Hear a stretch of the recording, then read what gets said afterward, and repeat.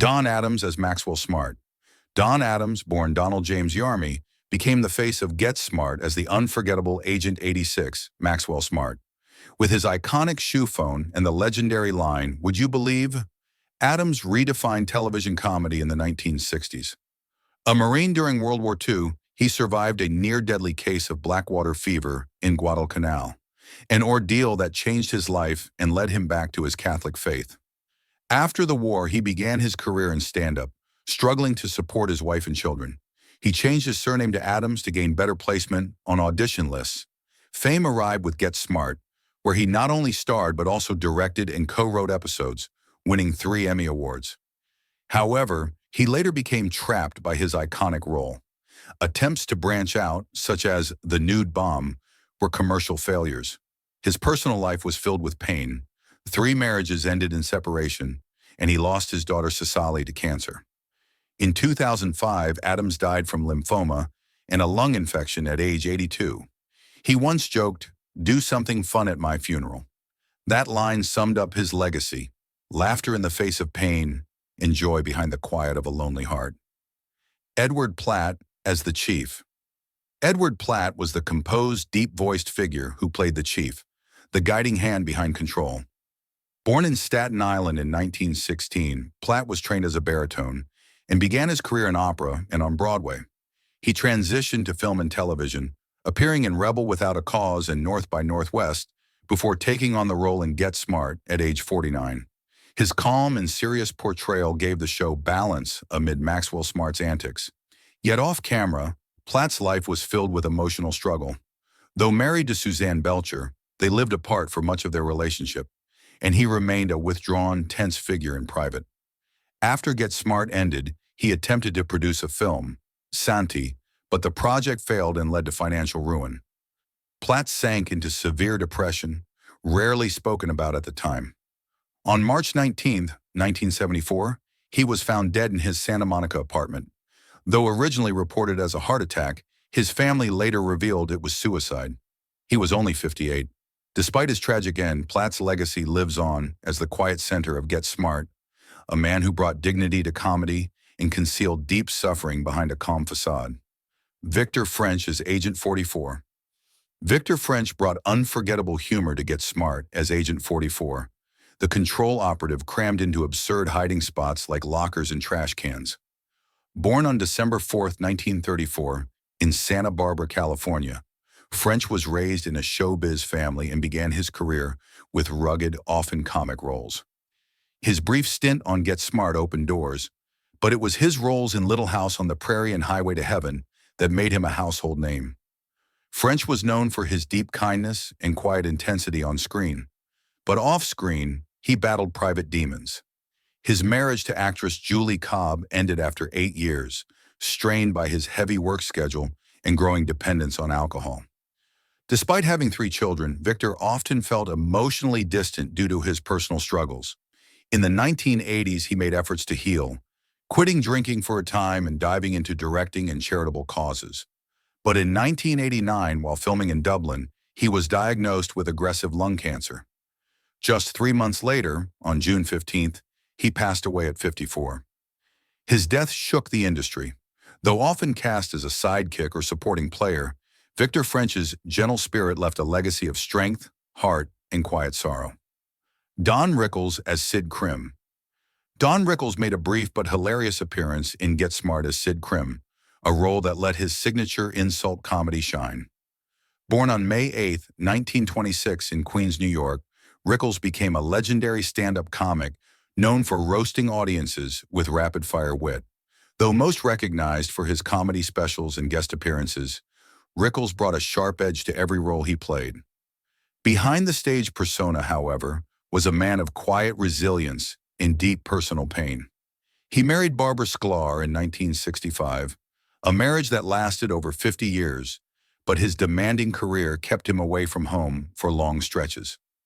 The greatest heartbreak of his life was the loss of both his sons, his first as an infant and his adult son Larry to pneumonia at age 41. Rickles rarely spoke about these tragedies publicly, masking grief with humor. He continued performing well into his 80s and voiced Mr. Potato Head in Toy Story. delighting new generations. On April 6, 2017, Don Rickles died of kidney failure at age 90. His career spanned nearly 6 decades, leaving behind not just laughter, but proof that even the sharpest tongue could come from a heart that had quietly endured more than most. William Schallert as Admiral Hargrade. William Schallert played Admiral Hargrade in Get Smart, a soft-spoken but dignified presence that added warmth to the show's chaotic spy antics. Born on July 6, 1922 in Los Angeles, Schallert served as a fighter pilot in World War II before returning home to pursue acting. A graduate of UCLA and co-founder of the Circle Theater, he built one of the most prolific television careers in Hollywood history, appearing in over 600 film and TV projects including The Patty Duke Show, Star Trek, and The Twilight Zone. Despite his range, Schallert was never a leading man, always the steady supporting actor, always remembered but rarely named. Off-screen, he married actress Leah Wagner in 1949, and they remained together for over 65 years until her death in 2015. Yet Schallert often admitted that his obsession with work created distance with 2 of his sons. As age caught up, he suffered from peripheral neuropathy and used a wheelchair in his final years. Still active with the Screen Actors Guild, he advocated for performers with disabilities. On May 8, 2016, he passed away in his Pacific Palisades home at 93.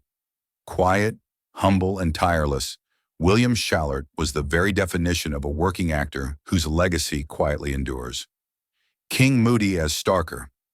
King Moody brought slapstick brilliance and endearing awkwardness to the role of Starker, the bumbling assistant to Chaos Agent Siegfried in Get Smart. Born Robert King Moody on December 6, 1929 in New York City, he had a gift for physical comedy and expressive facial acting that made even minor roles unforgettable.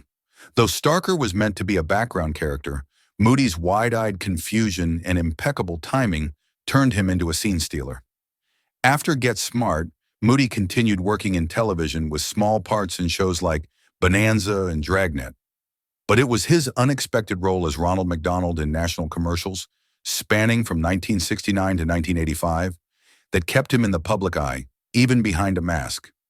Despite the smiles he portrayed, Moody's personal life was filled with quiet disappointment. 2 marriages ended in separation, and as acting opportunities dried up, he lived alone in a modest Los Angeles apartment. He occasionally taught acting and appeared at fan conventions, but Hollywood largely moved on. In 1998, he stated, "The roles get smaller, but the memories get bigger." On February 7, 2001, King Moody passed away at the age of 71. Though never a headliner, he made millions laugh, and that was more than enough for him. Robert Karvelas as Larabee. Robert Karvelas portrayed Larabee, the hilariously slow-witted yet lovable control agent in Get Smart. Born on April 3, 1921 in New York, Karvelas lived a life far from Hollywood glamour before stepping into show business. A former Golden Gloves boxer and a decorated U.S. Marine in World War II, Karvelas worked as a stockbroker before his cousin, Don Adams, brought him into the world of television. Starting with uncredited background roles, he gradually earned his place as a recurring comedic figure in the series. Larabee, though seemingly clueless, had an earnestness that made him a fan favorite. His absurd logic and deadpan delivery brought balance to the chaos around him. Off-camera, Karvelas was the opposite of his on-screen character, reserved, private, and deeply humble. He avoided interviews, didn't seek fame, and lived a quiet family life in Los Angeles. After Get Smart ended, he made a few guest appearances on other shows, but largely stepped away from the spotlight. In the late 1980s, he was diagnosed with cancer and passed away on December 5, 1991, at the age of 70. His legacy isn't in leading roles or awards. It's in the quiet joy he brought to viewers, proving sometimes the simplest characters leave the deepest impression. Dick Gautier as Hymie the robot. Dick Gautier gave life to one of Get Smart's most beloved characters, Hymie the robot. Born on October 30, 1931, in Culver City, California, Gautier was already an accomplished performer when he stepped into the stiff, mechanical shoes of Control's robot agent. His ability to blend robotic awkwardness with subtle innocence made Hymie both hilarious and strangely human. The role was supposed to be minor, but Gautier's charm turned it into an unforgettable part of the show's legacy. Before Get Smart, he was a Tony Award nominee for his role as Conrad Birdie in Bye Bye Birdie and had promising prospects on Broadway. Yet after Hymie, major roles faded. He turned to voice acting in Transformers, G.I. Joe, and other animations. Gautier also published satirical cartoon books and took roles on game shows to stay in the public eye. His personal life saw 3 marriages, including one to actress Barbara Stewart, and was rocked by scandal when his son Randy became involved in distributing the infamous Pamela Anderson Tommy Lee tape. In later years, he battled chronic lung disease. On January 13, 2017, Gautier passed away at 85. Though he once joked he was built to play robots, he left behind a career full of humanity and heart. Barbara Feldon as Agent 99. Barbara Feldon became a television icon as Agent 99, the elegant, intelligent, and capable partner to Maxwell Smart in Get Smart. Born on March 12, 1933 in Butler, Pennsylvania, Feldon first gained attention by winning the $64,000 question quiz show, which led to commercial and modeling work. When she was cast in Get Smart at 32, her graceful presence and razor-sharp wit broke barriers. At a time when women in TV were often reduced to stereotypes, Agent 99 stood as an equal, solving crimes, staying calm under pressure, and outsmarting the enemy. Behind the scenes, however, Feldon's life was more solitary. Her marriage to Lucien Feldon ended in 1967, and a long relationship with Get Smart producer Bert Nodella never led to marriage or children. After the show ended, she struggled with typecasting and found roles increasingly hard to come by. Eventually, Feldon transitioned into writing and motivational speaking. Her 2003 book, Living Alone and Loving It, resonated deeply with readers, especially women seeking peace and solitude. As of 2025, she lives quietly in New York, still writing, now 92 years old. Feldon's portrayal of Agent 99 remains timeless, a graceful reminder that strength doesn't always shout. Sometimes it smiles softly and gets the job done. Bernie Kopell as Siegfried. Bernie Kopell stole scenes as Siegfried, the hilariously sinister chaos villain in Get Smart. Born on June 21, 1933 in Brooklyn, New York, Kopell's comedic talent and ability to slip into accents made him a natural fit for the absurd yet oddly likable antagonist. Using a mock German accent and deadpan delivery, Siegfried became a recurring fan favorite, always scheming, yet never quite succeeding.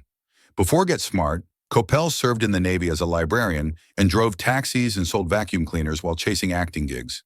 After his breakout as Siegfried, he landed the role of Dr. Adam Bricker on The Love Boat from 1977 to 1986, making him a household name. But this success came with complications. His first marriage ended due to career pressure and emotional distance. In interviews, he reflected, "I loved the spotlight so much I didn't see the darkness settling on my marriage." Financial challenges followed in the 1970s, but royalties and a late career resurgence brought stability. In 1997, he found lasting happiness with his third wife, Katrina, and their 2 sons. Now 92, Bernie Kopell lives in Los Angeles, occasionally giving interviews and delighting fans. His legacy is enduring proof that even villains, when funny enough, can become beloved. David Ketchum as Agent 13. David Ketchum portrayed Agent 13, the unlucky control operative who always delivered secret messages from the most ridiculous hiding places. Mailboxes, soda machines, even inside walls.